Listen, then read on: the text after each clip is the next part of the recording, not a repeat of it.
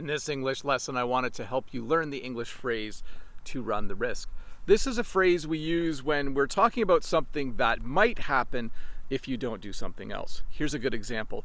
When you get in a vehicle, if you don't put your seatbelt on, you run the risk of getting a ticket, or even worse, you run the risk of getting injured if you're in an accident. So when we say to run the risk, it means that you are at risk. I know I'm using the same phrase I'm going to teach later, but there is a danger or a possibility that something might happen because of a choice you're making. I just used the second phrase. The second phrase is the phrase at risk. You could use this phrase in the same way. Let's say you go to a coffee shop and you buy a cup of coffee and you take a big gulp. You take a huge sip without determining if it's too hot or not. You are at risk at that point of burning your throat. You're at risk of burning your tongue because you didn't take a little sip at first.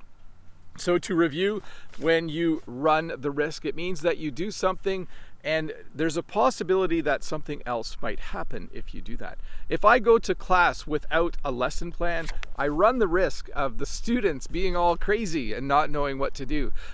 Classes usually get out of hand really quickly if you don't have a plan.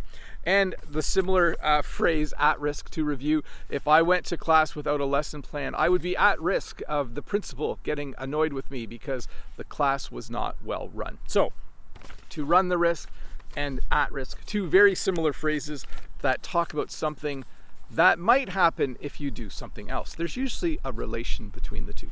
But hey, let's look at a comment from a previous video. Sorry, I'm having trouble putting the papers in my pockets today. This comment is from Natalia, and I picked this one because I thought this would be funny. Natalia says, Bob, you're more than welcome to pick my comment for the next video. It will be interesting to see how you politely refuse. And my response was, aha. I didn't actually say that, but aha, Natalia, maybe I won't refuse. Maybe I'll choose this one, who knows? So that was just a little fun for me and hopefully for Natalia. Thanks so much for leaving that comment.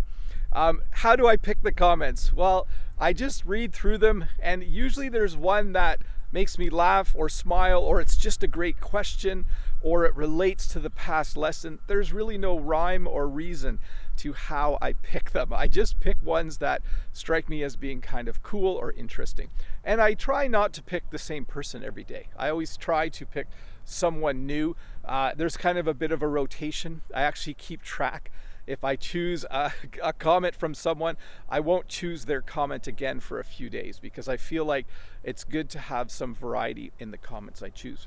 Anyways, we are in front of my local library / arena / community center. It has a number of different names. This was built just in the last few years. Let's see if I can get a better look for you. And this is a really cool place. This is where you come if you want to play hockey, or if you want to go skating, if you want to check a book out from the library. There's also a basketball court in there, so it's really cool for young people as well.